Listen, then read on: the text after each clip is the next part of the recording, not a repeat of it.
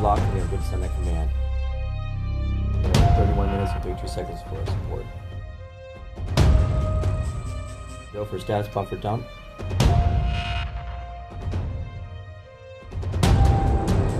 Since the retirement of the space shuttle, the engineering team is absolutely critical for Hubble. It always has been. Without the shuttle going up to replace any equipment failures that we have to make do with what we have. What we really are concentrating on is just keeping the telescope working and keep the science going. And everything looks excellent, and we have no reason not to expect that Hubble will last until the late 2020s and beyond.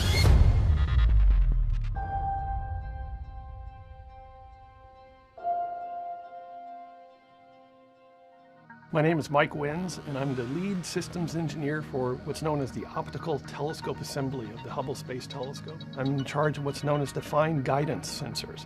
These are the instruments that actually help Hubble do the exquisite and precise pointing that it does. Right now we're getting ready to perform an observation. The telescope is going to be trying to go to acquire some guide stars in just a few minutes here. The stock is the Space Telescope Operations Control Center, where we send commands to the spacecraft. On a daily basis, we have to send up what's known as command loads. Accepted. DCMR is good. Step 3 is complete. Because the computers on Hubble are very old and they have very little memory, in fact, most of your memory sticks today are 20, 30, 100 times bigger than Hubble, we have to send up essentially a load of all the commands Hubble's going to be doing for the next 24 hours. On a routine basis, we always keep 24 hours of instructions on board, so it's routinely updating for the new sequence 24 hours in advance. We'll start with doing our premise uplink.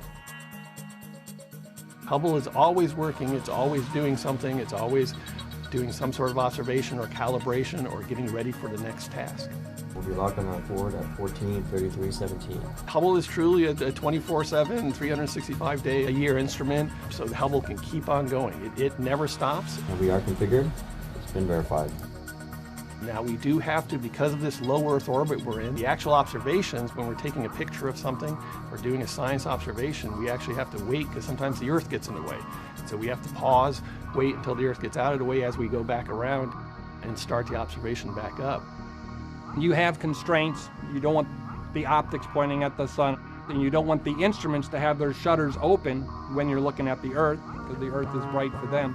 And then we have the South Atlantic anomaly, the SAA, which is a portion of the Earth where we get proton hits that will affect the electronics in Hubble and can also affect the instruments in Hubble. And so we have to plan out very carefully our targets and observations.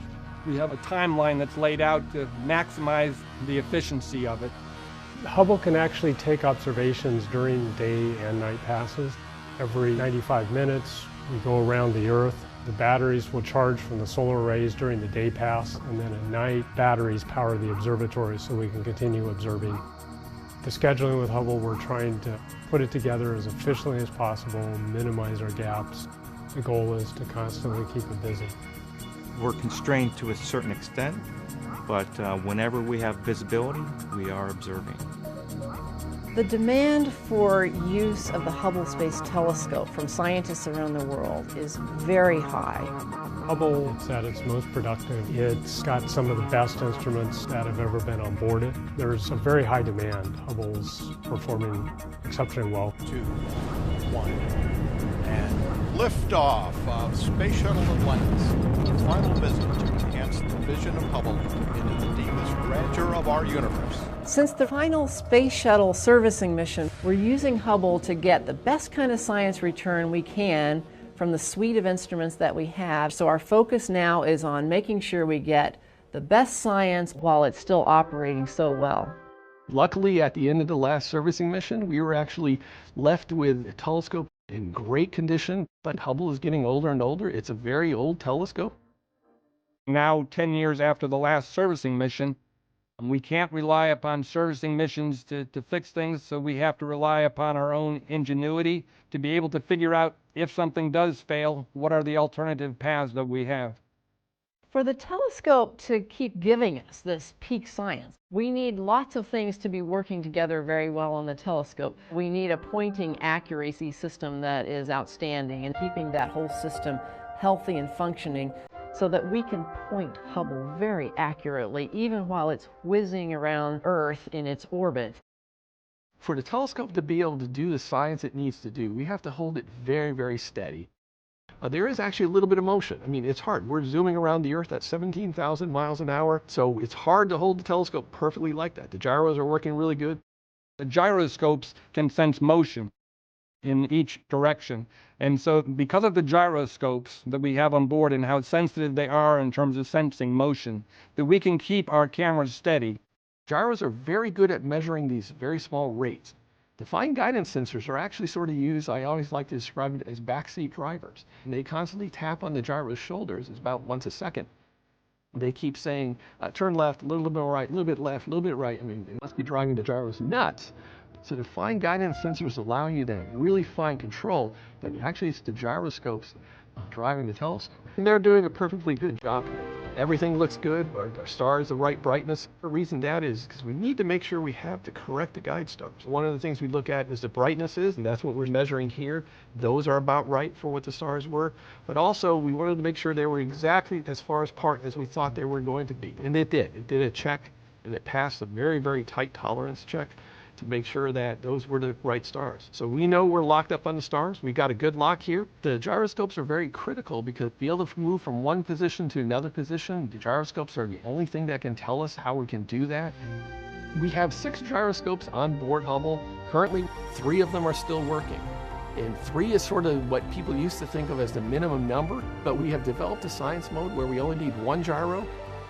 A big part of our job is to make sure that we can extend the life of Hubble and continue doing the high performance science that we're doing for many more years.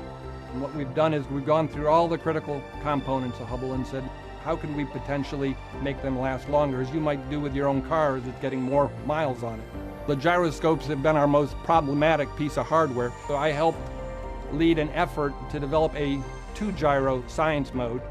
And we were able to use that mode on orbit and be able to perform science. And then learning from that, we actually developed a 1-gyro science mode that we've been able to test on orbit, but we haven't been called on to use.